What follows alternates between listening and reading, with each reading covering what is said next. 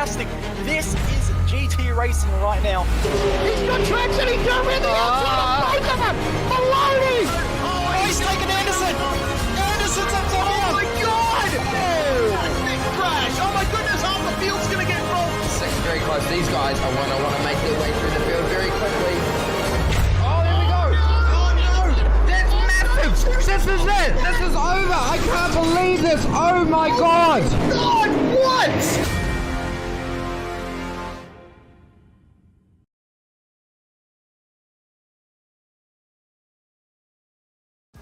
This is iRacing, the world's premier online racing game. iRacing puts you in the driver's seat to experience today's newest form of competitive motorsport, virtual racing, all from your home PC. Race virtually in endorsed series from NASCAR, IndyCar, IMSA, the World of Outlaws, Aussie Supercars and more. Take on legendary circuits like Daytona, Silverstone and the Nürburgring. Join iRacing's global online racing community and get on track today at iRacing.com.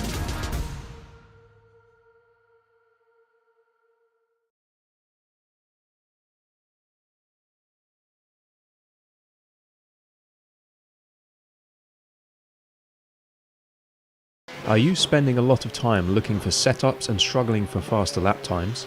Are you tired of searching online for answers? Would you like to get setups, analysis and tutorials from some of the best sim racers in the world like Ralph Alla, Mitchell de Jong, Martin Krunker, Josh Rogers and many more? If so, virtualracingschool.com is the answer you've been looking for. VRS data packs provide hot laps from our professional coaches for you to analyse and replicate. They provide tutorials that walk you through the fastest laps and what the pros did to achieve the best times. And they provide the setups you need to ensure your car is competitive in both oval and road racing. If you're ready to get faster and reach more podiums sooner than later, just go to virtualracingschool.com and sign up for a free account today.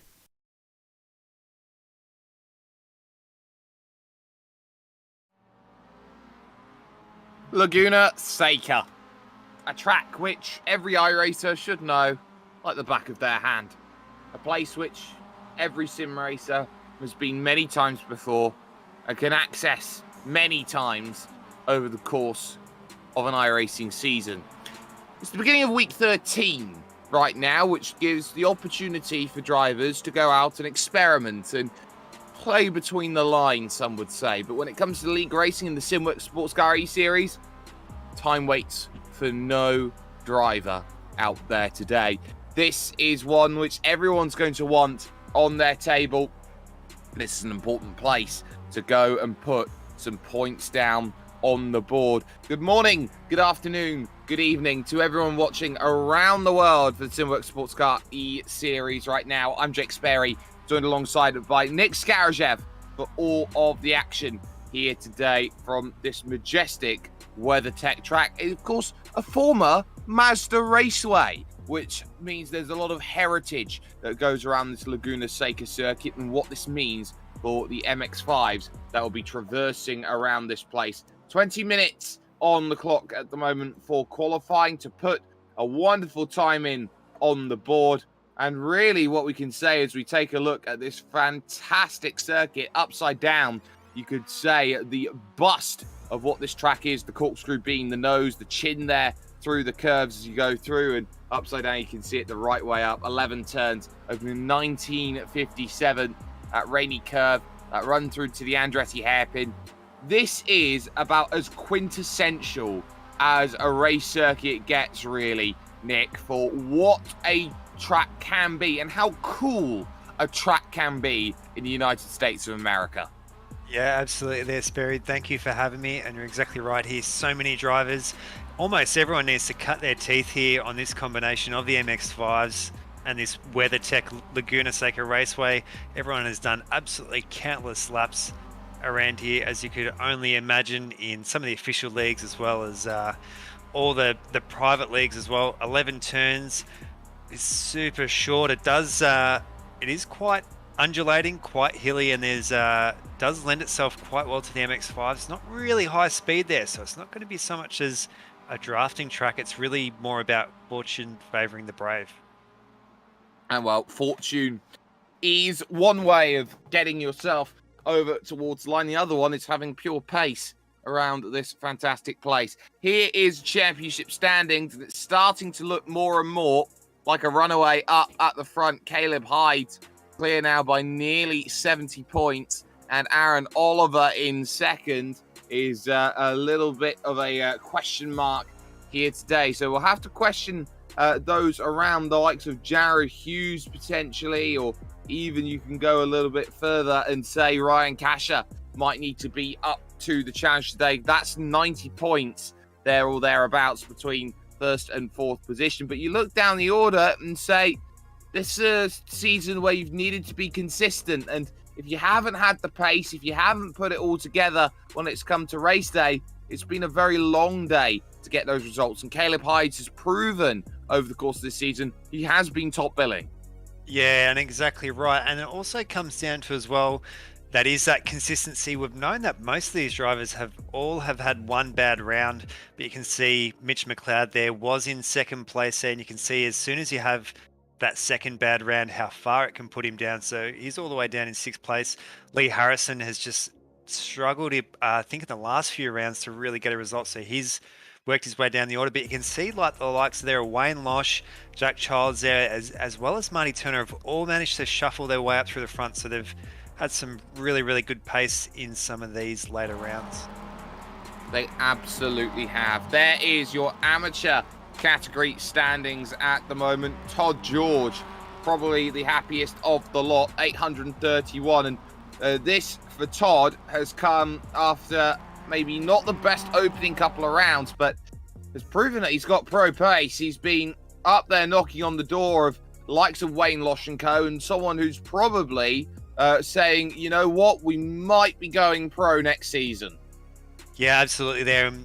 We can't forget, so these points get allocated where they are in the field there. With Todd George having an absolute blinder there, he was all the way, he was well inside that top 10 where we were at Indianapolis. So that's absolutely gave him a banking of points there. We did see was very much Joel Proctor and John King, as well as Joshua Maynard, were a little bit further up the order. So they've had obviously their struggles in the last few rounds there. Jesse White-Carrick has worked himself up into the top 10. So I think we're lining ourselves right up there. There hasn't really been a clear dominant force in that AM category like what we have seen in the pros.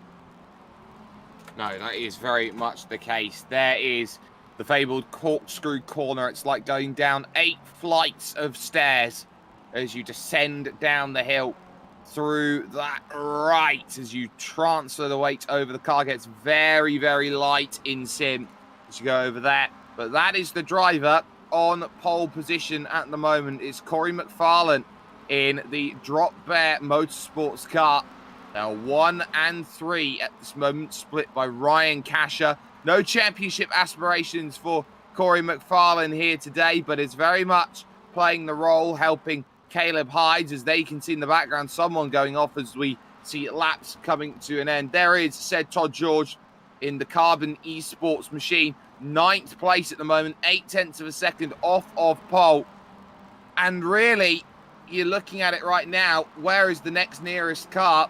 Well, clearly, you've got to look all the way back to about 18th place to Lucas Stasi for the next driver in the AM category, which shows you that 9 places worth of positions, they really do mean a lot around this place today. Yeah, and the way that this track is being so short and so narrow as well, getting that start, this qualifying for this round, way more than what we've seen maybe in the likes there of Okayama and Watkins Glen, where they're really heavy draft tracks and you can kind of shuffle your way up through the front. It's really hard to do that with this track. At like going into that Andretti hairpin, as well as the corkscrew as well. It's almost a bit like a bumper to bumper traffic there. We'll see a lot of cars there will unfortunately have to brake quite heavily into those, and it really expands that whole field out. Certainly does, and you can see the mad scramble as they come out of the pits. It's a very difficult pit exit here today, and some would say a tough pit entry on top of that, as Sharp goes 10th fastest. Steve McMahon out there on track. How much of a chance in hell will he have at this point, going towards the line. That's 38.2. It's a good improvement, actually, there from Steve McMahon. Moves up onto, I would say, the main page, 21st position, just behind, and this is surprising here today at the moment, Aaron Oliver, second in the championship. It's only 20th in qualifying right now as we look at the downshift aqua kart of Tony Vaselis through the final corner. You can't push too wide there through turn 11, otherwise the lap will be invalidated for an off-track instant point. When it comes to the line, that's also improvement, 39.0 with that lap time. Definitely not bad at all. And it's worth talking about here today, Nick. It is very blustery, winds 21 k's from the north. That's going to be tough. Yeah, absolutely. With those winds, are something taken into consideration. It is a little bit of a different dynamic than what we've seen before. A lot of people working together, as we've seen in some of our previous rounds. They're trying to get that draft. It's not as much. You are correct, though, about that win. So this will play into the hands of wild cards such as Ben Snell, we just saw on screen there. Todd George having plenty of clear track up ahead at the moment. You can just see it's so hard on the right tyres and running just that little bit wide. That is going to be invalidating his lap, I dare say. So he'll have to have another crack at it. We do have 8 minutes on the clock. Thankfully, it's a really short, reasonably short lap here. So he'll have some ample time to get another good lap in. He's getting that power down onto that straight. Certainly is. Brenton Bull now through the final corner. And nice and neat there, making that run over towards the start-finish line here. Very much a case of a not straight. As they go through, they have a small kick left to turn number 1 before they reach turn 2. Opening a hairpin on course, Neil McKenzie putting a lap in. Mcfarlane, Kasher, Hyde, Hughes and Turner, your top 5. But I do want to point out 7th position.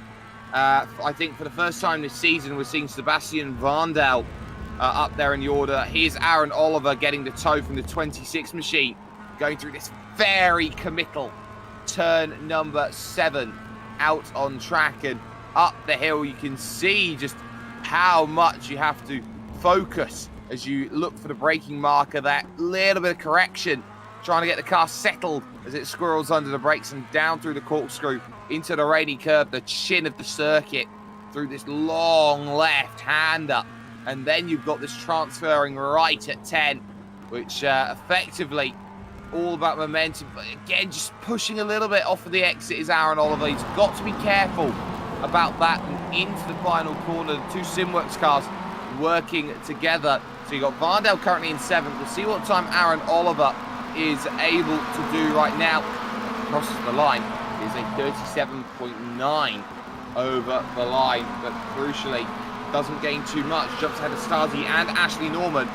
Might be one of those B game or C game drives today. Yeah, he'll definitely be, if he does end up qualifying, and that's his best position for qualifying. We will see he'll be a real force to get ploughing through the field. Just having a good look here at Luke Claver. So in that Simworx, what a great paint there. Oh, might have car behind there might have cooked it a little bit. We're just trying to see each other. Oh, some accident on, not normally what we see there on the straight, but obviously when you throw 50 MX5s at any circuit, there's always going to be carnage any which way we could look. We know it was a lot of pandemonium and a lot of action last night as well for the sister series to what we have here. Just having a look at Ben Snell. So Ben just needs to get some luck behind his side. He's shown so much talent, and we've seen in some of the other leagues, in some of the open wheelers as well, just how fast he is. Just cannot seem to catch a break here at the moment. He's over the line, currently in 7th place though, so third position. So great work there by Ben Snell. If you can hold around that first or second row, he should be a good shoe-in. Definitely should be.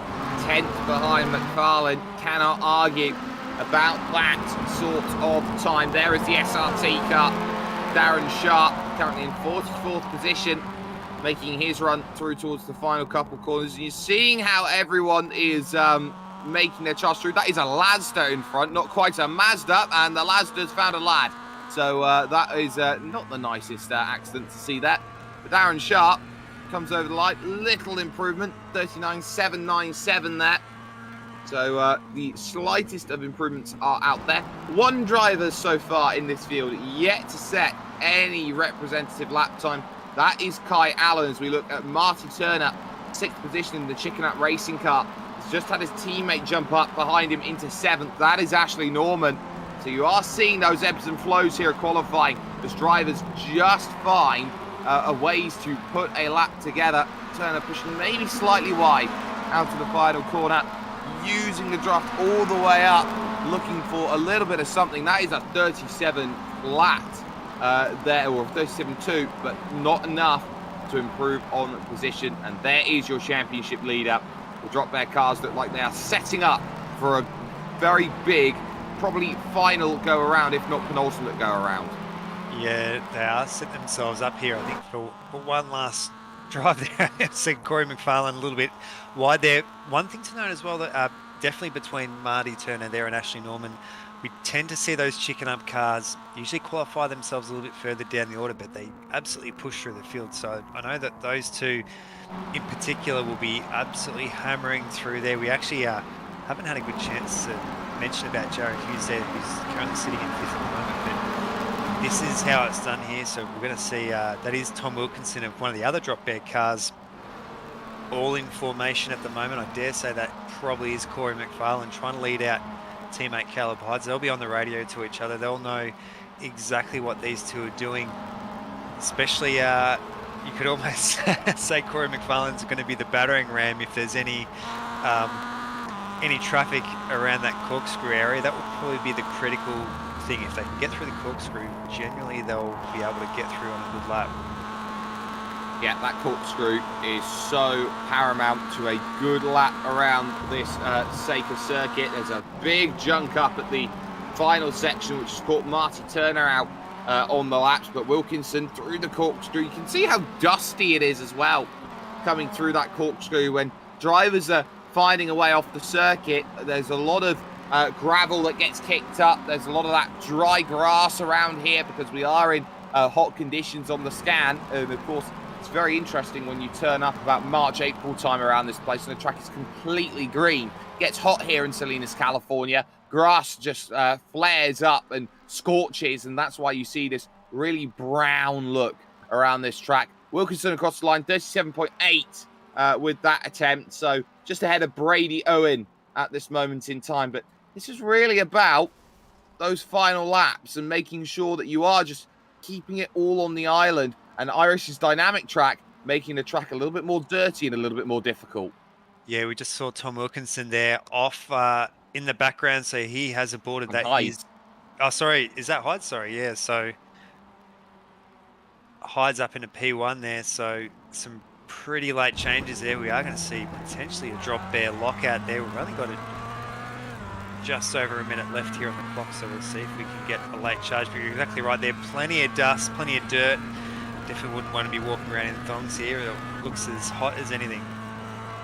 Well, what you call thongs, we call something very, very different. So we'll just put it at that. As Kai Allen still yet to put a lap down on the board, probably won't. Ben Ferguson making his run through towards these final couple corners. They're not going to be able to start a time once the clock hits zero. Once it hits zero, that's that. Qualifying is done, and the grid will be stacked up. There's been some great amateur battles going on in qualifying. Wilkinson, Bull, and George all in and around each other. That could be really interesting to see. Graham Ellis making a run for the final couple corners as well, with 20 seconds remaining on the clock. So chances are there. You've got to find that time. Now is the moment where it can all happen. So he'll be the charge to the line. We've got about 5 seconds remaining here. Most drivers in the pit that sort them out, but Ellis a 41.4 as he gets over the line. Let's go through the grid then as qualifying comes to a close. This is how everyone's going to stack up, and forgive the quietness over the fact that Caleb Hyde got pole position. He snuck it in late in the session, a 136.652 with his teammate Corey Mcfarlane alongside a 136.777. Ryan Casher and Ben Snell find themselves on row 2. Jared Hughes goes from 5th, and Marty Turner in the 49 goes from 6th position overall.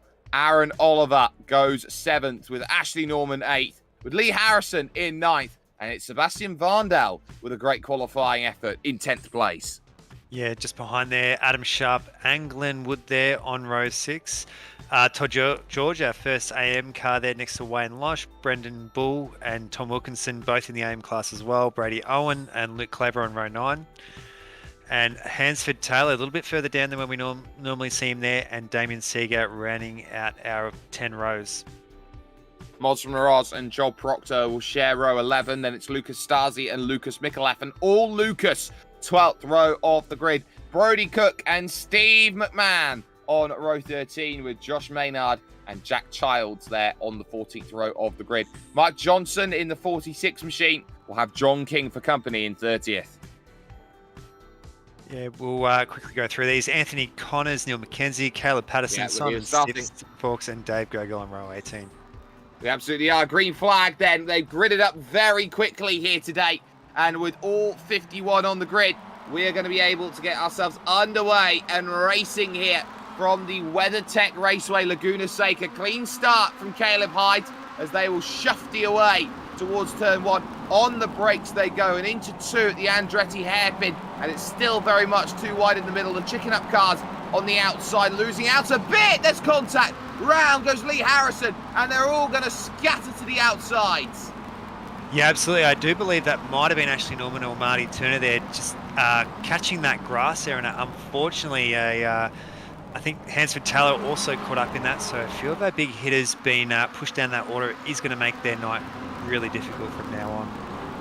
Oh, just speaking of difficult, it's a swarm on these opening laps, but it's okay near at the front of the field right now as they make that crest up the hill and look to challenge. You've got the likes of Aaron Oliver, Jared Hughes, great side-by-side there as they go up the hill. That's Todd George dealing with Sebastian Varndal, and Varndal's around now, and everyone's going to have to scatter again. And now there's big contacts. They all have to flurry over to the inside. Dealt with just about nicely enough. And you're seeing here lap 1, finding a lot of victims here at Laguna Seca. Yeah, that's right. It's so much action. We haven't even hit the corkscrew yet, but we've seen most of our cars. We can see Mark Johnson there in that middle shot coming through there. I think that might as well be a few of the other cars there as well. So we're going to cross through for our first lap there. It is a drop there, 1-2. It is for the moment, and they are doing what they need to, which is stay quiet out in front in the opening race of tonight's action. It's really going to be about what can you do. There's some side-by-side as they go through. That looks like a slowdown for Jared Hughes, who will just have to bring that Norwell Motorplex car back into a operating range to go and attack those drivers in front. Not the best start, really, for 118 out there on circuit, but everyone else around is going to have to be alert in these early goings. Still a bit of side-by-side as Michalef finds a way through on Neil McKenzie, but every position up and down the order, you can see Simon Joel Smith slow as they're 3 wide into turn 2, and Linus and Holmes, there it's Holmes who loses out then as Kai Allen still fights this one on the inside. Shows you every position matters right now. Yeah, absolutely there. And talking about positions mattering as well, Lee Harrison there involved in another incident, so that has pushed him down. Currently sitting around that 29th. I do believe that's actually going to be him grabbing that tow hook, so he's going to be starting from the very rear of the field again, as we're seeing Cash. Very rarely ever see 2 cars side by side through the through the corkscrew like that. These two absolutely hammering it tooth and nail, and you can just see up the road there as well. I think that is Caleb Hyde's there, a little bit further up the road, so he is now clear of the rest of the field. This is what Corey Mcfarlane has been brought into this series to do. If you've got Caleb Hyde in the lead, you become the rear gunner and you make life as difficult as possible for anybody else to find a way through. And that is what Ryan Cash is finding firsthand at this point. There is the 747 machine of Damien Seeger looking to make a charge. That's on Brody Cook as they crest the hill at turn 1. Down they go towards the Andretti hairpin. And on the brakes they go through the left. Nothing really doing at this stage. But you're seeing here the drivers have made some great places. Jack Childs what a start to the race that Jack's had. He's up 13 places already in this one, and there's someone off the road, and that will be Lucas Stasi there getting out of the way as traffic.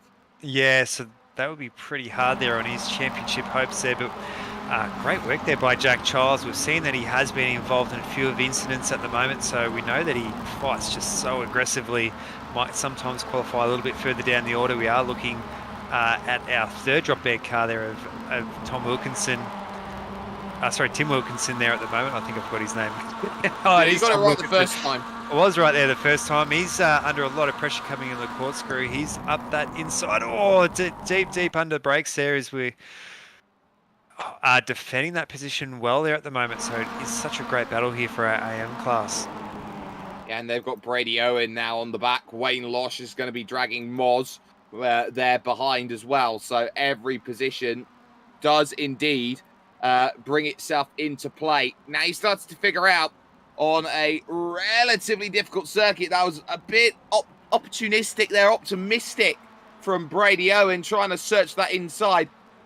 It's a case of either you're attacking or defending, and this is where you've got to look now to the outside, probably the prime place in towards this section, trying to make that lunge, and it's on the outside, and well scouted, round it goes, and it's a case of you still trying to look for it. This is so good from Wilkinson, keeping the nose in, but he's on the wrong side of the circuit for the next two corners. Here comes Brady Owens diving down the inside, and the big net code's going to force him round. Yeah, a bit unfortunate there for Brady Owen. Unfortunately, they were running these two cars there of Wilkinson and Todd George. They're running side by side. He's absolutely holding up that pack there, so they're going to be under a lot of pressure there. We just saw Ryan Casher running that little bit wide. He's actually opened up a little bit of a gap there now between himself and Corey Mcfarlane. It's actually about a second between these two now, so they're going to have to try and push forward, pull themselves back onto the back there of Mcfarlane as well. You can see Aaron Oliver there having a pretty good late run. Ben Snell doing really well there in fourth place. He's thankfully having a bit better luck this time around there. Don't want to put the curse on him, that's for sure, but sitting rather well there in fourth place. Still a long way to go though in this race. Got 8.5 minutes on the clock as things stand, and there you've just gone and done it there, Nick. I believe you've got to apologise for that. Yes. Jared Hughes trying to lunge down the inside. Ben Snell gets turned. Yeah, I'll definitely get Hughes, I think, to apologise on my behalf there. That was a very optimistic corner. We do see so many late dives there. It's such a long, flat corner there. It's quite easy to, unfortunately, overrun it there. We did see this first Andretti hairpin. See so many cars come together. Oh, and that is Oliver there. He's almost going to be pushing himself up in the third place there. Jared Hughes is going to have that inside line. Oliver will have to pull him behind. Look, big hit there. Someone's just clattered into him as they're side by side still as they go through. I believe it was Josh Maynard potentially, and there you can see a car stopped there on the side. They're out of the race. I think it may be Brody Cook who has found it. It is. So it's catching on the virtual racing school replay. That's Jack Childs as well getting caught up in it as everybody had to scatter really with Wayne Losh having a spin all on his own at turn 2. Yeah, that is going to make it very hard there for Jack Childs in race 2. He's going to be pushing. Oh, I had nowhere to go, unfortunately. You've really got to hold your brakes there when you spin out like that. And Jack Childs running into an invisible something there, and he's well and truly stuck. So could have been an avoidable incident. Yeah, unfortunately dropping that wheel. Tyres dug. Sorry, we're just kind of catching a few cars there off screen there going every which way into that corkscrew. Everyone's just sorting themselves out, but you're exactly right. If you do spin around like that, they really want you to hold those brakes there. If you roll around back and forwards, making yourself a moving target is very hard for people to go around you. Absolutely, and that is always the difficulty when you are on the brakes and trying to get going. There is second position at the moment, and that is 4th, 5th, and 6th. All of that, which has happened over the last lap or so, has given Ryan Casher about 3 seconds to Jared Hughes. As there again on the outside of Wilkinson, that is Joel Proctor, I believe, trying to find a way through in the 101 car. What a race Joel's been having, up 11 spots, racing for second in the AM class right now. Yeah, excellent work there by Joel Proctor. He has been shown some consistency this season, so it is great to see him up the order there, and he's absolutely putting in a stellar effort here tonight. You can just see him just with Ben Snell a little bit further up the road there. We did see Ben, unfortunately, having that incident with Jared Hughes a little bit earlier on there. They've managed to kind of pull it all back together a little bit, so maybe not all is lost for some of these drivers. Do know for our feature race of half an hour is hoping that a few of those people to kind of really work that strategy. We are looking at Brady Owen, who did have, unfortunately, that incident a little bit earlier on. Yeah, Brady Owen trying to bring himself back into play here as they reach that corkscrew. And very much a case of every place matters, looking for that inside now through the left, and the rainy curve again, proving a tough place to overtake, but Brady Owen's not saying no for an answer. That is a good move. They're getting it all nicely situated then with that pass. So we'll keep an eye on these ones as they go through a final corner and continue on. It looks like it's been a quiet race, and I tell you who's been quietly having a good one at this point in time. Adam Sharp into 17, up 4 spots into 7th as Ryan Gasher now is absolutely hounding the back of Mcfarlane, who finally just pushes a little wide, uses all of the circuit in a bit more. Cash has got an angle to the inside if he wants it here, and he's going very late on the brakes, trying to lunge for that here. Mcfarlane's going to have to give him a little bit of space as they go up the hill. The inside line will help Ryan Gasher all the way as they go through, and on the brakes, commanding the track and taking the place away. Ryan Gasher splits it up, makes it a drop bear sandwich. Yeah, great work there by Cash as well. Good work as well, pulling away there from Jared Hughes and Aaron Oliver there. We did see some of those incidents before, so he really got that hammer down there to bridge that gap to Mcfarlane. Not only doing that, but as well getting around him as well. I don't think 3 seconds adrift there of Caleb Hydes would be a pretty big ask. So to be able to potentially hand it in for second place, he'd be pretty happy with that. We're just seeing a few further cars down. One of the Sharp Racing team cars. Oh, you got to keep it on the track there, Adam. Doing excellent there. Well inside that top 10 in 7th place. Yeah, doing a wonderful job with the wheels tapping, and there goes the 862. Somehow made the corner. There did Tom Wilkinson, but it's going to be dicey on the exit. Why not?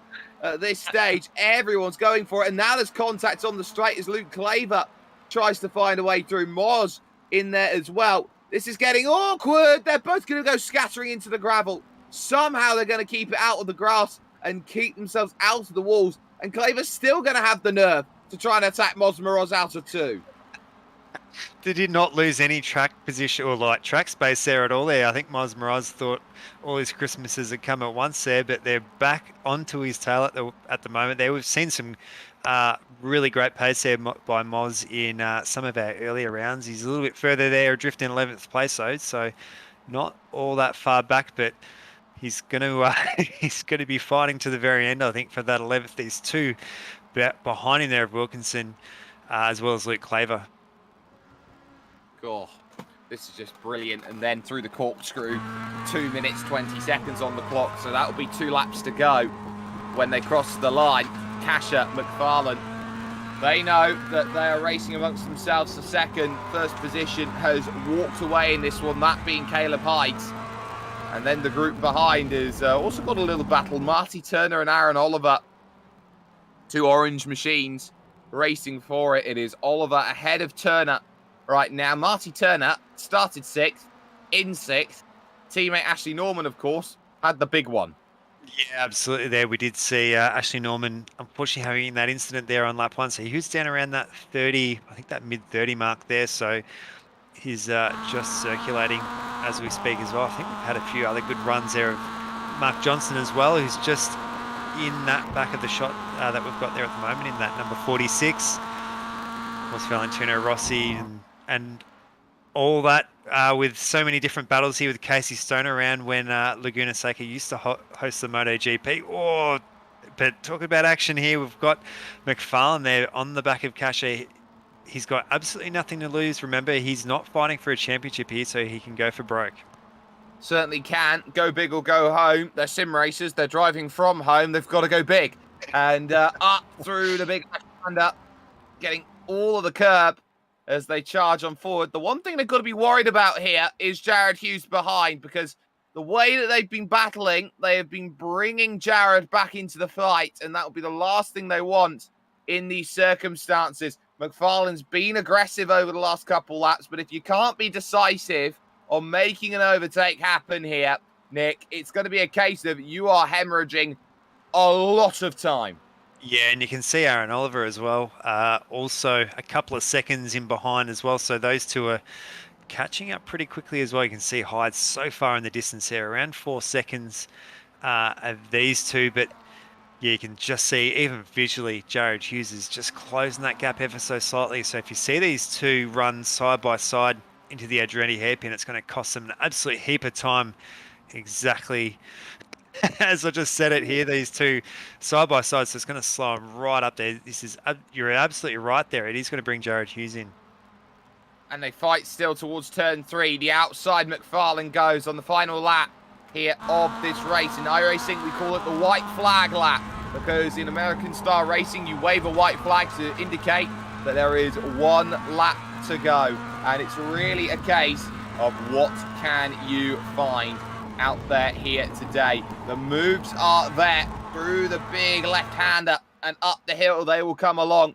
They got the checkered flag already out. Someone's taken a tow then to the pits on the final lap. They have run into troubles, and a mistake from Mcfarlane. Going to see him off the road. There goes the chance then of second position going into the right place. They're going to go and descend down the hill then through the left-right of the corkscrew. And Hughes all over the back now will have one opportunity, and it'll be the final corner to snipe a podium away from Mcfarlane through the rainy curve. And now turn 10. The chance to set it up is all there. No such dramas, by the way, for Caleb Hyde, who will round the final corner and get it done. There's the scrap. It will be to the outside, the look from one Mr. Jared Hughes, who's got nowhere to go. Caleb Hyde will take the victory then with that sterling efforts drive. Kasha will take second. Mcfarlane 1-3 for drop bed. Every reason to be happy and excited about that run. Yeah, absolutely. There you'd have to say Caleb there with one hand on that championship trophy now. That's just getting increasingly harder for any of his compatriots in there behind him. Really only Ryan Kasha in many of those positions here being up there in the championship. We've seen the likes there, I think, of Oliver, not too bad there. We did see Lee Harris a little bit further back there as well. So is firming up this championship for the drop bear cars. And we also note in the final couple laps, Brenton Bull getting caught up in an instant, as has Moz Moroz, which is the reason why the checkered flag came out a little early. Still got a fight here for 35th position on the road. This is Mark Foster and Ben Ferguson going all the way to the end. Someone's off the road there on the inside. That is Matthew Hansford-Taylor, who, by my reckoning, is either A, damaged, B, out of fuel. I think it's B, out of fuel, and that is having to use a lot to try and get down the hill. Now, here's the issue for Matthew Hansford-Taylor right now here, really, Nick. It's uphill at the finish. Yes, absolutely. And it is a short straight, but unfortunately not short enough there. Hansford-Taylor, we've seen so many battles here. And in the front there, it does look like he's absolutely not going to make it there. So close, yet so far. But he'll know for next time to put a bit more fuel in. Confirmation then of result. Caleb Hyde, once again, the winner. And by a commanding 4.5 seconds, the margin over Ryan Kasha, who had to fight all race long for that second ahead of Hyde's teammate, Corey Mcfarlane, with Jared Hughes rounding out the 4th place position in this race. Aaron Oliver had his own race with Marty Turner, managed to win that battle with Adam Sharp in 7th, and leading Am is your amateur category leader, Todd George, in 8th place. Ben Snell would have his spin at the curse of Nick Skarajev here today in 9th, with Joel Proctor rounding out the top 10. Yeah, great work there by Joel Proctor there. Luke Claver, Tom Wilkinson we saw there in that third drop bear car. Mark Johnson did a stellar effort there. He was all the way up into 13th place. Brady Owen, Kai Allen, Joshua Maynard, John King, Lucas Micallef, Anthony Connors, all 4 cars we normally see there in the AM class. Always battling it out there, and Stephen Fox in that 20th position. Just want to point out, Kai Allen went from 51st to 15th in that race, so that's a nice number invert. Ashley Norman recovers only to 21st place. A lot of work in that next race to go along with Lee Harrison in 23rd, Neil McKenzie finishing 22nd with Jesse White-Carrick, and on top of that, Caleb Patterson, there. Steve McMahon gets 26th with Simon Smith and Dave Gogol 27th and 28th. Brenton Bull went backwards 29th, and Tony Vaselis rounding out then the top 30 in this one, as it looks like when we go back to our replay, we'll be keeping an eye out on what happened with Lee Harrison, and on top of that, what happened with the driver there of words, I can't quite find it, Ashley Norman. That's right, there in that second chicken up car. So we're just having a quick look through there. A few more of our Darren Linus, we've seen there Richard Domingo, Darren Sharp there, Mark Foster, Ben Ferguson, Damien Seagar, JS Walker, Bud Rodkin there, and Wade McCulloch in 40th position. And then we're hitting those drivers a lap down or worse. Craig Ellis, Sebastian Varndale got caught up lap 1. Moz Moroz, Matthew Hansford Taylor, we saw agonising his way towards the line. Greg Holmes, John Thorne, Brody Cook, Lucas Stasi and Glenn Wood, all a lap down. Wayne Losh, of course, big accident, 6 laps down in the race, along with Jack Childs in number 99 Mark 1 car. So those are the issues, but this is the Virtual Racing School replay then. This is why lap 1 is dangerous as we go through. This is Lee Harrison that we're looking at right now in the number 26 machine. And really, Nick, it's about being in the wrong place at the wrong time, how quickly you can fall into trouble around this circuit if you are just unlucky enough to be in the wrong position. Yeah, exactly right there. We did see quite a good start there from Lee Harrison, so not too much smoke there off the rear tyres. Plenty of room given in behind, but we'll just see that Ashley Norman there to his right-hand side. These radial tyres, and you can just see how quickly it is there to drop a tyre off. One of those things there as well. Oh, once they're spinning these MX-5s, there's really not much stopping them. So Lee doing a really great job there, getting the car well and truly off the circuit there, allowing everyone through. We also saw Matthew Hansford Taylor in a similar situation. We absolutely did, and it continued on throughout the opening lap because we saw so much go into troubles. They went on around. They're in a 5-minute warm-up period right now before they grid up for the 30-minute feature here. Of course, there is that one stop for fuel and tyres, which they have to all put into play. And when they put themselves in that scenario, when it is such a difficult pit road, where it is so easy to get caught up in an incident, really, Nick, how important is it to get yourself out in clean air as quickly as you can? Well, it really goes to show too, one thing that I was a bit nervous about there was lap traffic, especially on some of those narrow sections. It's a lot of blind corners as well here at Laguna Seca, but we could see didn't really affect any of our leaders here. So maybe with our feature race being a little bit longer, I think lap traffic could actually end up being a critical factor here in our feature. Certainly is. They had to take at least 2 tyres here today to make sure that they are well within the parameters and the limit set of them. And they understand and they know that this is going to be a very, very crucial race in the context of the season. Nearly 100 points that the gap will be looking up to the likes of one Mr. Caleb Hyde. We've seen him do the double many times over the course of the season. This might just be exactly the same time to do so again. No need to run through your starting grid then for this race. It is exactly as they finished the first race overall. So just keep that in mind as they look to challenge. And they'll only have the 1 minute here to grid themselves up and get themselves the run. So now they've got to be alert and find out, well, okay, we've done well in race 1. Now it's time for race 2. Got a little bit more time to make those moves. We can be a little bit more careful in the way that we attack. But the key is going to be car 79, Ryan Kasher. What can he do? Jared Hughes looked like he was slowly pulling himself back into the fight. And we've seen how the early stop has sometimes paid dividends in this sort of series. So will that be something that we focus on here around this place today? Options are there. Lights then are about to go on at the Weathertech Raceway Laguna Seca.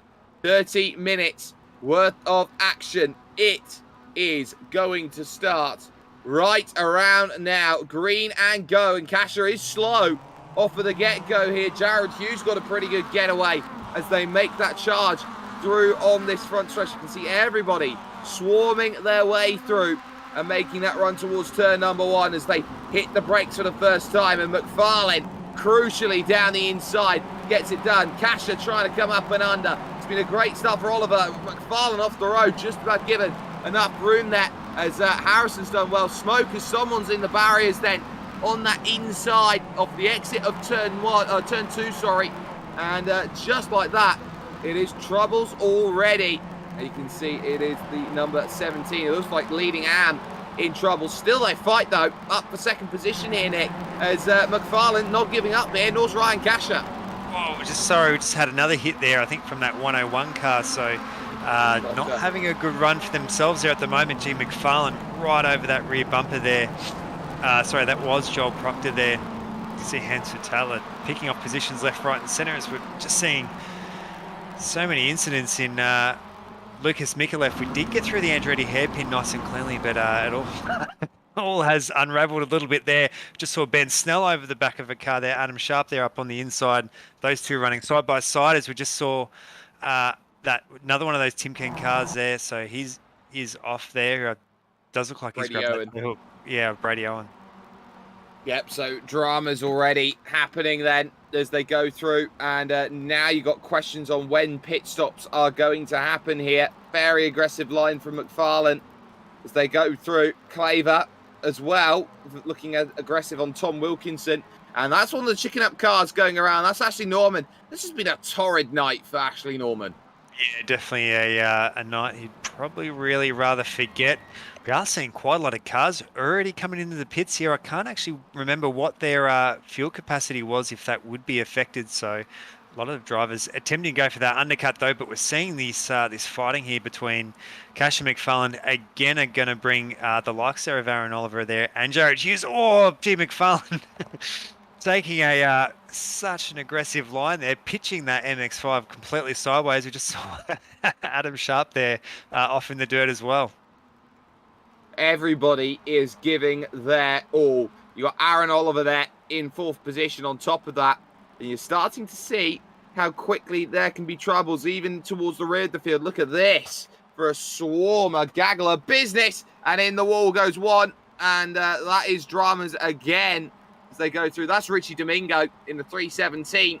Finding out why this track is so difficult. Down the hill at the corkscrew then. The leading lot go with Caleb Hyde's already 2 seconds to the good and 2.5 seconds to the good, I may add on top of that. But this is a pack that does not want to yield any place. Yeah, absolutely. There was actually just having a look at the info screen. I don't think there's actually a fuel tank. There is no tank limits here, so maybe trying to go for that early pit, as we're seeing here with Aaron Oliver, might be the go. Try and get that clean air. We did see all that fighting there between Kasher there and Mcfarlane. It was slowing them up, so maybe Aaron Oliver could try and hammer out some laps out there on his own. Marty Turner, though, you can see side by side with one Mr. Adam Sharp in towards turn number 1. Going to get the move done. That is beautifully constructed, and it was all done there. That overtake at the final corner with Marty Turner being very brave, sending the car at the inside and just having the confidence in the car to go. And that's going to be the key, finding confidence today in the car to go and make some moves as we focus on Neil McKenzie, and Bard Rodkin has just found the barriers as well. Yeah, we're seeing always seems to be in the feature, always maybe a lot of not cool heads. I think the opposite of that, we're seeing quite a lot of people really getting the elbows out there. We're seeing Hansford Taylor has absolutely just see him up the road there. I think he's almost going to try and take 2 cars into one corner. Seeing a lot of aggressive overtakes here on the early. Do remember it is a 30-minute race here, so you can buy your time a little bit more.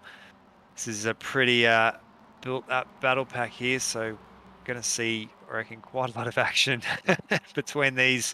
Almost, let's say, 5-6 cars, almost 8 cars here. Oh, I think they're all going to try and go too wide here into the corkscrew there. And there's the checkup at the top of the hill. They'll descend down eventually, but that's just how easily time can be lost in a battle like this out there on track. Every single place matters. As into the pits comes Todd George now to make a first stop of the race. And to name another George Russell, getting his Mercedes seat for 2022. That'll be super exciting with the way that he'll be going. But at the moment, someone with George Russell pace at the moment seems to be Caleb Hyde. 2.6 to the good.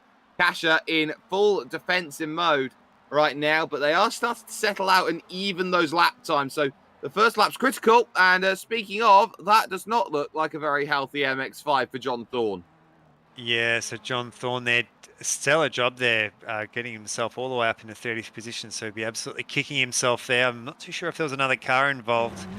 Just seeing, I think that is Aaron Oliver there around the outside of some of our cars that have taken an earlier pit. That's George.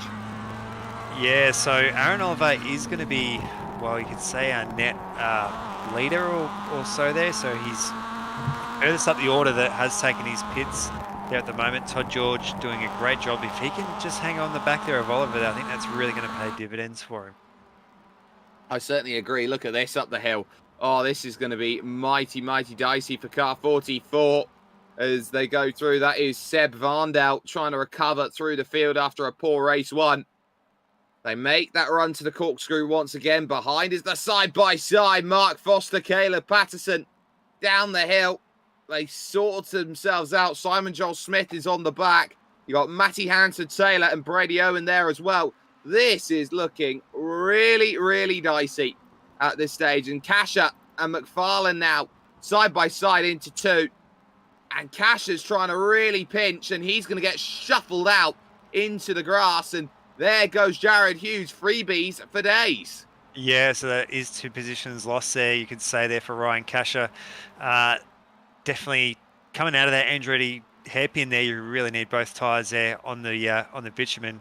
Fortunately, losing a little bit of pace there, and it is actually bringing these 2 in behind there of Marty Turner and Ben Snell. These 2 quite familiar with each other, have had a lot of battles there. It's kind of undoing what I was just saying there. Ben Snell picking that little bit of a gap there and dragging, I think that is Adam Sharp along with these 2 as well. Marty Turner in the middle of this, and you start to see 2 packs of 3 starting to form. Now up the hill, Jared Hughes now has got himself into 2nd position with a wonderful overtake on Mcfarlane. Did so because Mcfarlane had a tyre in the grass under braking towards that big left of 5. That was where the troubles all started to form. There is the 861 as they make their descent down the hill and look to try and keep their going. That's Josh Maynard in the Maynard sim racing car, looking for every element of attack here. And you can't miss Josh Maynard because he's got the car on the front. Now, McFarlane's just dropped another place here. And that is because he's run wide out to the final corner. So Ryan Kasha now up onto the podium. 3.5 seconds, the lead gap as Tom Wilkinson pits. Yeah, I actually only caught the back end of that actually when I caught up on that screen. So we've got these 3 coming around. We actually do have, I think that is a lap car there of Philip Paradisio just up ahead. Gee, and these 3 fighting tooth and nail. I think they're going to be, I think they're just going to be fighting to the very end of the race here. So much battling and overtaking as well. Just seeing our the rest of our top 4 get past their Paradisio just off screen, so they're clear of lap cars. But I do think lap cars are going to be an issue, at least for the next 20 minutes. I know that these 4 are all trying to work out when they're going to take a pit. Absolutely do. It was Greg Holmes actually that they were getting by there, the leading trio. So they can see the Extreme Racing car, the KP Tech machine. But as they make that run to the corkscrew again, Kasha and Hughes down the hill, just trying to figure out what they can do. When's the right time to make that stop? Do they leave it as late as they possibly dare to make reality happen? So on the brakes, small flicker of the brakes, by the way, through this right. You don't need too much through here. And then you got the big left-hander. And what a time that is to dive into the pits from Mcfarlane. I think that's the perfect time. He was starting to just lose touch as he'll be side by side through the pits. Actually, there with John Thorne, who's just coming out of it. Yeah, it's quite unique there. We usually see the drop bear cars will normally try and pit together there. Oh, it's a bit unfortunate there. Corey Mcfarlane blocked, I think inadvertently blocked there from his pit window, so he would have lost maybe about half a second or so there. We're just seeing Sebastian Vardnell there running it ever so slightly wide. Oh, don't drive too quick there. He's got a wheel now stuck under his MX-5, so hopefully he's not going to lose too much time there. At least he's in the pit, so he might be able to get a spare car there. It's just seeing Kasha there right on the back there of Jared Hughes, so I think these two battling it out are really going to absolutely play into the hands of Caleb Hides. I wonder if we could get a replay of what happened to Varndale there. We caught the end of it as we've got brilliant action still in this fight for second place as they crest the rise. They will have a bit of traffic in front to deal with as they try and figure out at the corkscrew how much of a defense they've got. And it's nicely sorted and neat, and they'll both scamper to that inside, turned outside through the rainy curve and deal with come what may as they go through. Here's the Virtual Racing School replay then up on screen, ladies and gentlemen.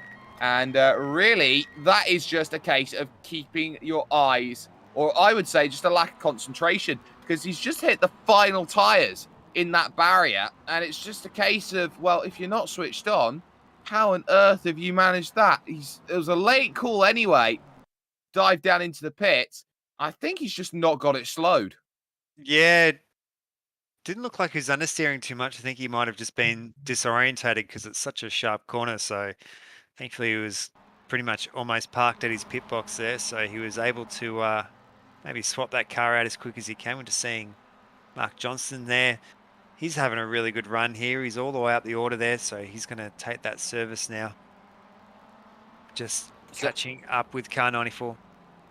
Certainly is. There is car 94 out there at the moment, leading car of all of those who have taken their stops. Adam Sharp is about 3 seconds clear of Aaron Oliver and Todd George. Aaron Oliver, probably the big loser out of these stops, pitting early. Yeah, you can see he has pulled a little bit of a gap there to Todd George, but you can see just how, like visually, how further back he is from all the others, so that might not have played into his hand as too much there. Gee, Ryan Kasha, you can see these two more or less working together there. Ryan Kasha's not really showing a nose there at the moment. He's just sitting in there behind, maybe even conserving a little bit of fuel if he can. Well, this is the key here. These are the critical laps of the race. If you've got a driver in the pits you know you're racing against, you've got to be pinpoint. And we have seen over the course of this season, if you haven't got it right, coming into the pits, your in-lap, your pit lane, and your out-lap, if you don't get those three phases correct, then you're going to be in a bit of trouble. And it's the sort of thing that is universal when it comes to sim racing with pit stops. You get those three phases correct, you are making so much time. And look at this they go through. Where do you go if you're Brady Owen, for example? The answer is you just phase out and just about make a way through. It is, I would say, heaving around this circuit still. Yeah, absolutely. There, Brady Owen there with a little bit of technical difficulties. He keeps flashing in and out here and there. There we've got Joshua Maynard. I think car 88 as well coming in as well. I think that might be Glenn Wood. So seeing a lot of the MX-5s here. We're only really starting to hit our halfway mark here around that 16-minute mark as well. So we're probably expecting to see quite a lot more of the cars now. Schuster taking that pit entry. Yeah, definitely is going to be an option. There is Jesse White-Carrig in the 777 car, dealing with Brady Owen just behind, who has been blinking in and out more than a Christmas tree light. And oh, in the background, is that Kai Allen potentially who's gone around it? No, it's John Thorne again, who's finding troubles. But they can see a few drivers coming out of the pits. The Aloha car, they're exiting as they go through. And Kasha and Hughes Well, they're still in their scrap at the moment. That is the 55 of Graham Ellis, who's just come in for a stop. Then that they have got by. Craig, of course, the other Ellis in this field, is up in 11th place right now and having a really good race. Yeah, quite a good run there. Just seeing where those two actually caught Craig Ellis was quite on an open part of the track there. So Graham Ellis there. Oh, sorry, Graham Ellis there. But you can see with such a short circuit as well, if you're near the back there and take that pit, it does actually put you in the firing line of some of our lead cars as well. So it's probably, if you really are a little bit further down the pack there, geez, we've seen a big accident there, including Wayne Losh just off screen. Sorry, it's just caught my eye. You'd have to say there, if you're anywhere from about 20th onwards, you want to try and hold out and stay on track as long as you can and pit as late as you can so you're not getting caught up by those lead cars. Let's have a look into Wayne's World, shall we? As we take a little look at how easily it can go wrong out there on track. So this is heading in towards turn number 5 on circuit here. The big left hand up and attack up the hill, why don't we, towards turn number 6. So there's the hit, sorry, and that is as big as they come. A tank slapper after getting turned in the rear. And this is a car that is very sensitive to contact when it's left to right. Forward to back, they're absolutely fine. They're stable and solid as a rock. But when you catch a quarter panel like you see here, that's when the car just loses all grip and it's all troubles as they continue. Yeah, you can see how much that double right-hand corner, how much that car's unloaded on the right-hand side. It only takes a little bit of an effort there. What have you caught there? Second and third coming into the pits at exactly the same time. Yeah, there we go. So seeing Kasha there and Jared Hughes. Still seeing, because Caleb Hyde's already come in? Nope, he stayed out. So Hyde's out, Snell out, but Hughes, Kasha and Turner are in. And Ryan Kasha a little slow to his box there. So that's going to be interesting. Now, leader of those who have pitted, that's going to be the key here today. Where did they come out in comparison to the likes of Corey Mcfarlane, who is just rounding the final corner now on the back of the 77 car, who is lap traffic. That's Tony Vaselis. And it's going to be a case of, well, where do they go on the exit? Good pit stop there from Marty Turner. Great pit stop there from Jared Hughes. And now it's going to be quite dicey to see who's got this one on the exit. I think Jared's got this one here. He has. He's gone and got the jump. It's a poor stop for Ryan Kasha, by the way, who I think's been caught speeding on the gun. Yeah, so we'll have to see what's happened there with Ryan Kasha. Yeah, it looks like they are holding him there. It's that minute will feel like the longest minute, I reckon, of his week. So unfortunately, getting done for speeding, he's going to be absolutely spewing with himself. Oh, that would be the last thing that you want. Now, finally, Ryan Kasha goes away as there is Mcfarlane in the drop bear car.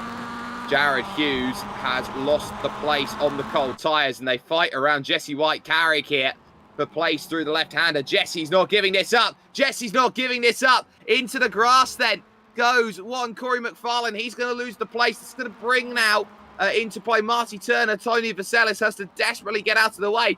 Go on there, Jesse. Great scrapping right now from someone who maybe didn't need to, but at the moment, it's just given Jared Hughes that escape, that release that's needed. Leader is in. Yeah, and that is actually now going to capture there. Corey Mcfarlane's going to be on the back foot, trying to find a way around there. Runs all the way out to the left there, gets that undercut through there. That is going to give Jesse White-Carrick that inside line there. He's going to go deep, deep under brakes there. Oh, he's pushing him way, way out wide there, but great work there by Corey Mcfarlane. Why not? Make your name, son, as you try and battle. As there's some great work there. Hyde is going to be back out in the net race lead as the battle continues here for Jesse White-Carrick. This time it is Marty Turner on the outside. And well, Rick, it might just be an overtake full position here. I don't know about that one, Marty, not yet. But every time they look, why don't you get a Meeseeks for a bit of help? How do I make an overtake? You go down to the inside here at turn number 3. You make sure that you've got the entire overlap dealt with. And, well, I'm Mr. Meeseeks. Look at me. That's an overtake. Yeah, you'd have to say yeah, Jesse White-Carrick, I think going down swinging there, did not want to give up any position there, but they've all managed to more or less pick their way around them that has actually blown out this this chasing pack there, led by Jared Hughes, is actually spread them all out a little bit. You can see there up on the back there of car number 10, so another lap car there as well, is trying to work his way around.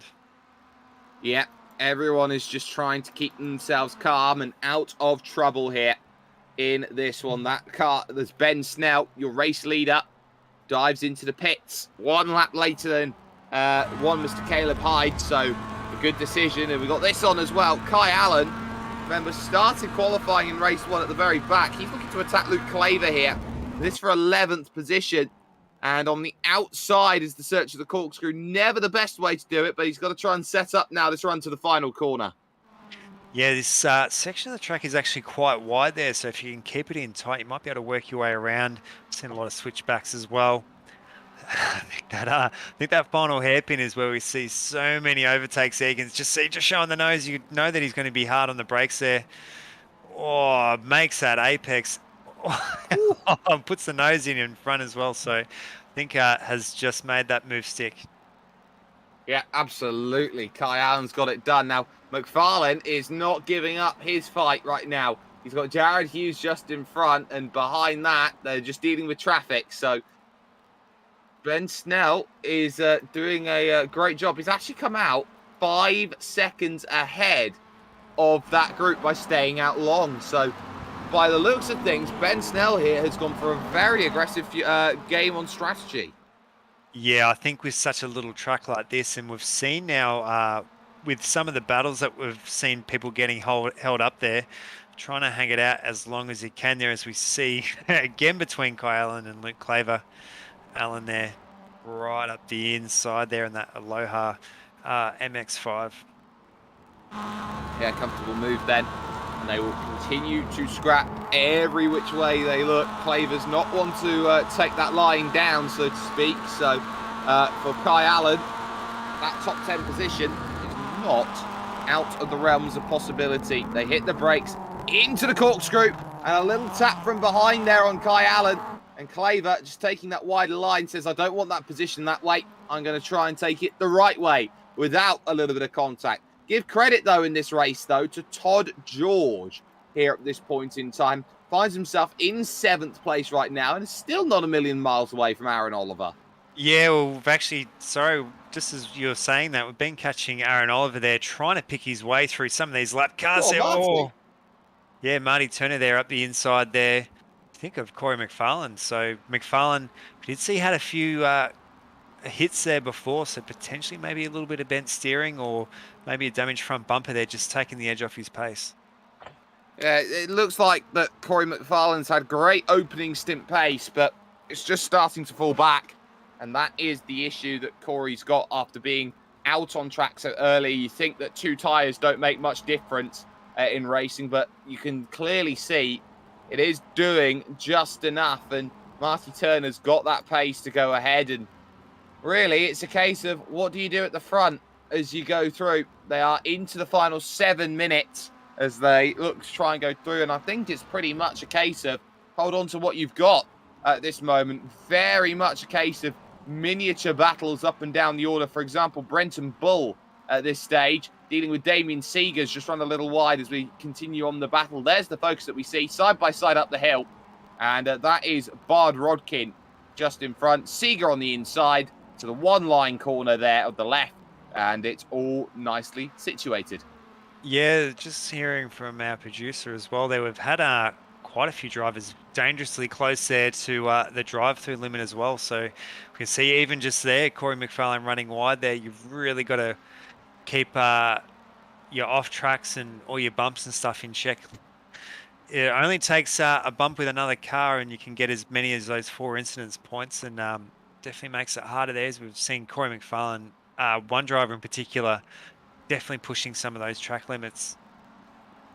Pushing is definitely the word for it. Every time we've seen him on track, he's been trying to get to the limit, but it's looked a lot more calm in this second stint there in terms of pace. There's a look again from Claver, but he's overshot himself. You could see there the rear brake disc glowing as contact, and he's going to be forced off the road there. The wing mirror's falling off the side of the car, and that is not how you want that battle to end, and they're bringing number 46 there of Johnson into play in that mock-up Valentino machine. And another driver like Kimi Räikkönen as a driver, retiring at the end of the season. It's a change of the guard era, you could say, at the moment in motorsport, really, here. Yeah, definitely, as well as also with a baby on the way there for Valentino Rossi. So quite a lot happening this year for himself. Lots going on as well with that team that he's setting up as well. So yeah, definitely a lot happening in Valentino's world. Such especially growing up as a kid, so many great battles that we've seen Rossi here at Laguna, Seca, in some of the earlier iterations of MotoGP. So unfortunately, unfortunately, if you do live in Texas there, they do now race at the Texas circuit instead. Very nostalgic though, seeing the 46 around here in California though. Oh, I agree. Down the hill then. Here comes the attack. This is for 19th and 20th. This is Mackenzie right now. Neil Mackenzie trying to find a position here or there and attacking through the right of the penultimate corner. Wide line from Brady Owen. This might just open it up here for Neil, who's seeing that being defended all the way on the inside. The orange car. Again, this is the issue that you have with a car that blinks, because you also lose the toe as well. Yeah, absolutely. It does make him unpredictable to kind of work out where they are. Great defending, though, by Brady Owen. You could see there, held that inside line, and just as under that braking there, he actually runs it out wide there to get that apex. It's a really great little block running there, as we did see something similar there from our chicken up car. I think there is of Ashley Norman absolutely crushing it now. So he's up into 14th position. We did see he was... with that race one incident, he was all the way up the front. Lee Harrison as well, in a bit of a damage limitation there. He was all the way down the back as well. Has worked his way up till 13th place there throughout the night. Just want to point out that Ben Snell is closing in on the race lead here. The gap down to 3.5 seconds the last time they crossed the line, and it's down now to 3.1. So whatever Caleb Hydes is doing right now with the car, he might just be trying to conserve those instant points as they cross the stripe and look to make this run down towards turn 2 once again. Ben has just been, head down and gunning it around this place. And speaking of gunning it, King versus Childs as they go through. Childs has had a really good race from the back, actually, making his way up through. So too is Glenn Wood, by the way, 49th to 14th. Well, now 13th. Yeah, absolutely. I think we just saw Joel Proctor there as well, just off screen there at the moment. Glenn Wood doing it. Absolutely excellent job there. We've seen quite a bit there from Glenn Wood, and some of the racing that they've done in the past few seasons. Definitely finishing, not finishing this season as of yet, but we're getting pretty close there. He'll be pretty happy with that result that he's put in tonight. I agree, and he'll definitely cash that one in the bank, as Lee Harrison's going to fight him all the way for that sort of position. Mark my words about it. It's not going to be an easy one, as Glenn Wood will have to look at it. Child getting through on Brady Owen now there with that move. So another little place being sorted out as they go through. 4 drivers, you could throw a blanket over them right now. Childs and Owen and Mackenzie and King. And the way that Jack Childs has just quietly sighted his way through that group, it's just a testament to the way that he drives. Yeah, he's definitely elbows out kind of driving from Jack Childs. We normally hear him getting in a little bit of trouble every now and then from race control, because he does really push the limits of what's going on. But he definitely, we can see if there's a gap there, Jack Childs is usually in it, as we're just about to see a good example of that. We saw not too many cars have really overtaken in that spot there. Great work though, pulling it up so quickly there through the corkscrew. Absolutely. There is your leader, Caleb Hydes, out there at this stage. Now, we don't believe this is the last lap of the race, because he crossed the line with about 1:40, with 1:42 remaining on the clock. There'll be about 6 seconds left, which will be the last thing, really, that Caleb Hydes wants, because that gap has been slowly crawling in from Ben Snell over the course of this race. We look behind, and it's another position Kai Allen's looking for. This time, Tom Wilkinson is going to have to be in full retreat. Yeah, Tom Wilkinson doing really well there up in the ninth, around that ninth position there at the moment. So these two there, trying to keep it inside the top 10. He's going to be working hard for it. What a cross through there, catching him out by surprise. The over under there, catching him out there by surprise. I think he's going to be able to hold on to that. Alan doing an excellent job. Wasn't just the over-under. There was a bit of leaning. Oh, back end stepping out under such duress underneath. Brilliantly saved. And you're seeing now how every place really does matter. Final lap then. About to start for Caleb Hides, who's got the gap that he wants at this stage, 2.5 seconds, and has just been slowly crawling it around here, just making sure that he is bringing the car home. And someone who's probably not is Damien Seca, that Pouch Racing car. That is a real disappointment there. He's been doing so well to climb up through the field, and on a day where the A game has deserted Damien Seca a little bit. Let's have a look and see how it goes wrong at the very notorious left-hander up the top of the hill, turn number 6 on track. So through the left, is it just that classic curb? No, it's just a case of got the gravel, tank slap up, and you're not going to get a million miles to recover that. It goes straight down the cliffs over that, and that is an accident that you really don't want to be having. Bit of traffic's not going to help Caleb Hides too much in that respect. That's Wayne McCulloch going by there at that stage, but it looks like it is going to be a bit too little, a bit too late. We talk about drivers being dominant when it comes to series, and sometimes we overstate it, sometimes we understate just how good a driver is. Caleb Hides, it doesn't need overstatement, doesn't need understatement. He has just been that good here today. There has been nobody else who has even breathed near a lap of these two races. It has been his world that races, and everyone else is just playing as puppets to his tune. Caleb Hides has pretty much got it wrapped under lock and key. It is a double again for number 92, and surely now there is no sight better than his victory today. Ben Snell will take second, Jared Hughes ending up with third, and really a day to forget for a number of drivers a little bit lower down. Todd George, though, leading AM. What can you say about that? 7th place. That's a brilliant result for an AM driver. Yeah, and also not to forget as well, he was really battling there with some of our really top name drivers as well. So Todd George would be absolutely impressed with that, as we just see Glenn Wood fending off. I think that is Lee Harrison. Lee Harrison definitely damage limitation. I think Lee was somewhere around 20 positions up or so. So he'll be another...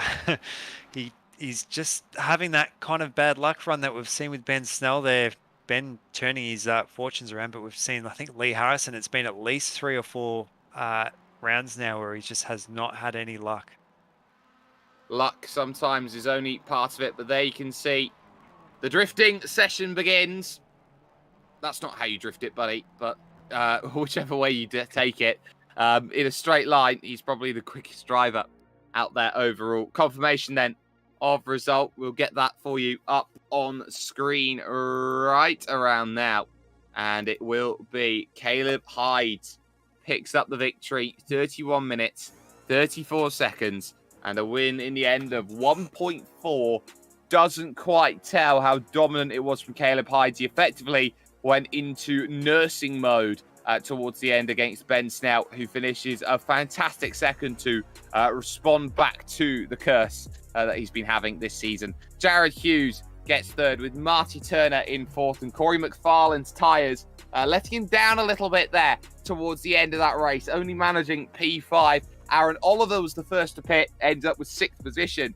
Todd George leading AM there in 7th. Following that is Adam Sharp in 8th. Kai Allen there in 9th. Tom Wilkinson rounding out the top 10. Yeah, just outside the top 10 there. Luke Claver having a pretty quiet run there. Mark Johnson doing great work there from the back of the field. Glenn Wood as well. Lee Harrison with that incident there on race 1. Brenton Bull, Ashley Norman, Josh Maynard also doing well there in the AM class. Brady Owen, Ryan Casher there, as we saw with that, unfortunately, with speeding in pit lane, so that did put him all the way down into 19th, and Jack Childs there in 20th. And we look down a little bit more to 21st position. Neil McKenzie there with John King 22nd. Lucas Stasi there in 23rd. And a not too bad race for Matty Hansford-Taylor in 24th. Joel Proctor, despite being turned around on the opening lap, found himself in 25th come the end of the race. So that's not bad at all from the 101 with Darren Sharp and the 27th position car, Jessica White Carrick, we saw getting well up and in it with the leaders earlier on in the race. Darren Linus gets 28th with Stephen Folks 29th. And it's Craig Ellis running out the top 30. Yeah, as we did see Brady Cook, Dave Gogel, Lucas Mikulev, and then on our lap down cars there, Moz Moroz having an unfortunate incident. Had a pretty hard, I think, round all night anyways there. Ben Ferguson, Anthony Connors, Tony Vesselis there are also involved in an incident. Simon Smith, Sebastian Vardnell, and Mark Foster there in 40th.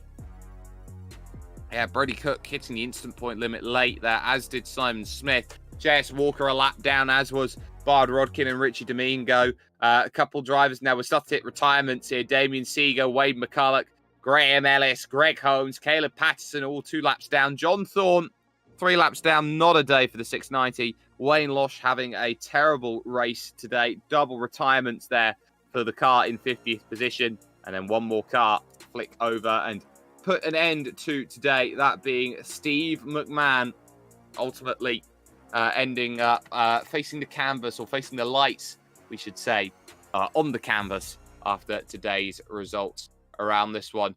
What we can do, though, is bring you our driver interviews here today. Caleb Hyde joining us right now after a double victory. Caleb, plain sailing, led all bar the laps that you decided to pit a little bit earlier than Ben on, and that's including both races. Truly a dominant performance here today. Just how did it all come together for you? Yeah, it was really good. Felt really comfortable driving. Didn't really put a foot wrong anywhere. Had a smooth qualifying.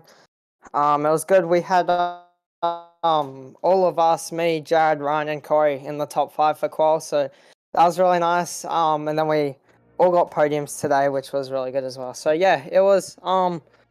I've had a bit of experience racing this car around this track from previous official races on iRacing, so I could kind of carry that into this event really well.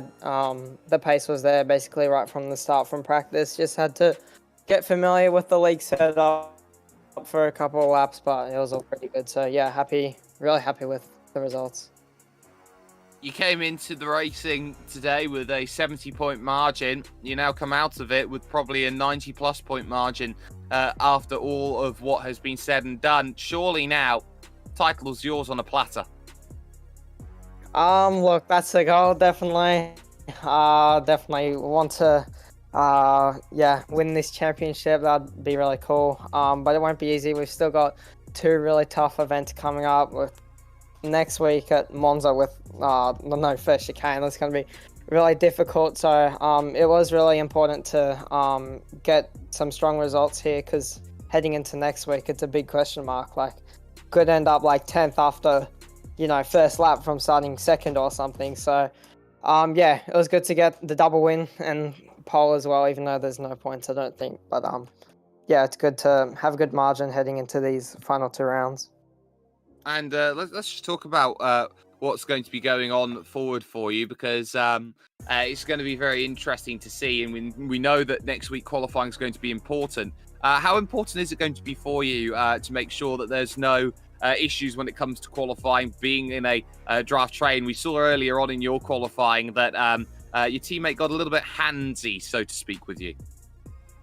Yeah, we'll have to get all 4 of us, me, Jared, Corey, and Ryan, and even Kai and that all together, form some draft trains, try and get some laps in really early. I think that's quite key to the qualifying, just getting in some laps early, and then being able to kind of cruise around, learn a few things through like the middle 10 minutes of the qualifying, and then pitting for fresh tyres and going again for the last 5 minutes. So I don't think any of our plans will change for next week. We just gotta be smart with the draft, make sure we have some good gaps, because if we're too close to each other, we won't get any good laps in. So, and especially with a 20-minute qualifying, it's quite long for a qualifying session. Like, the officials are usually 2 laps. So yeah, it'll be important to be up front early and just try and get a good time. And Well, the floor is yours here, Caleb. Shout out sponsors, anyone you'd like to thank. A double victory here today. yeah, as always, massive thank you to my team. Big thank you to Nkosi, Stan Blacklock Media, Hybrid Racing Simulations, Revolution Race Gear. Massive thank you to Corey for helping qualifying, as well as Jared and Ryan as well. But then massive thank you to SimSpeed for putting on the broadcasts and everyone who puts this series on. No worries at all there. Caleb Hyde's at the double and surely 9/10 of the way to a championship at this stage. Nick, you've got some apologies to do. You've got Ben Snell. I do apologise there, Ben, I think for your maybe that incident there on race 1, but you've absolutely capitalised there on race 2, all the way up into second place. Talk us through it.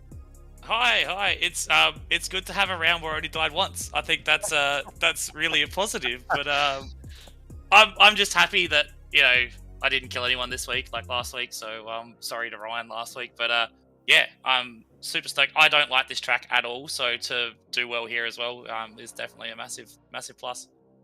Yeah, I definitely think here the combination of the MX-5s and Laguna Seca just makes it so much tougher for everyone, because it's such a common combination that people run together, knowing that we are actually running I think Monza next week, so it is actually going to kind of maybe spread everyone out a little bit. But I'd have to hand it to you, it's such a hard track trying to get around everyone. Can you go through some highlights or some other specific things? Okay, so I think the only moves I made on track at the start of the race was I passed like 3 people coming into the corkscrew on the first lap. Like absolutely Hail Married it down the inside and managed to pull it off.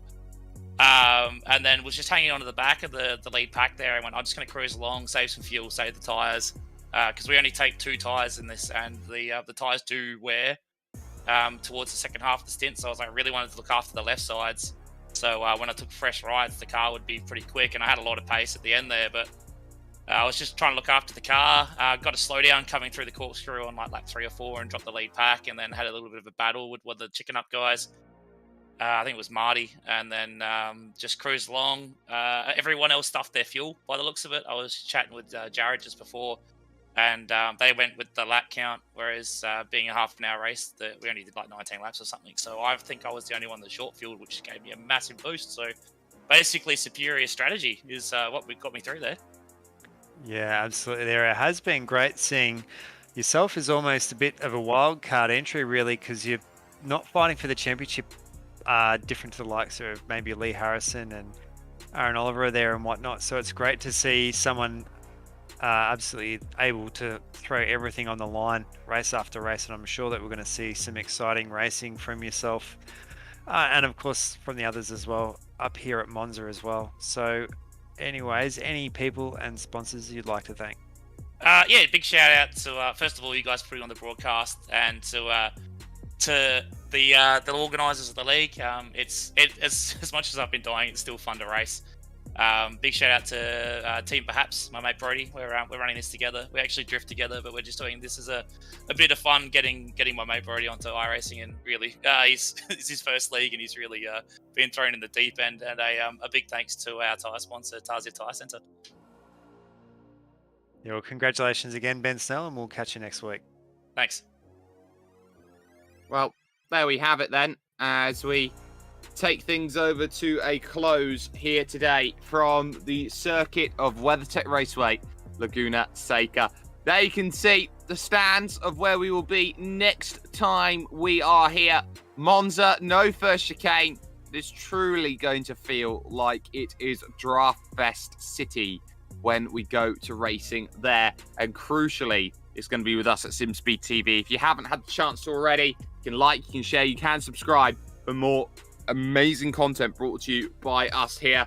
A massive thanks has to go to all of the sponsors here who have got it done for us here today. From Palmer's, Wolfchester, Phoenix Smokers, Rinaldi, Automotive Towing, Extreme Air Conditioning, Duo Trading, Now Global Logistics, KP Tech, AMD Freight, and Simworx Race Simulators.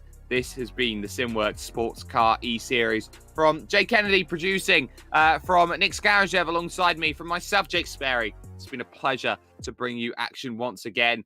Caleb Hyde is just running away with it. If you ever play a game of hide and seek and you can't find everyone, at what point do you let the person just, you know, come out of his hiding space and say, go on, you've won the race? It's effectively that sort of mentality we've got right now. 2 races to go.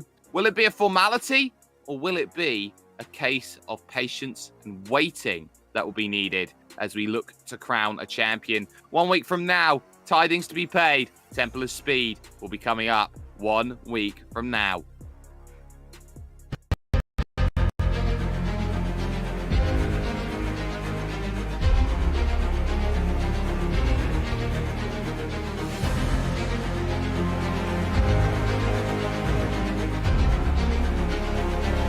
This is fantastic. This is GT racing right now. He's got traction. He's going in the outside of both of them. Maloney. Oh, he's taken Anderson. Anderson's up to him. Oh my God. Oh, big crash. Oh my goodness. Half the field's going to get involved. Second very close. These guys are want to make their way through the field very quickly. Oh, here we go.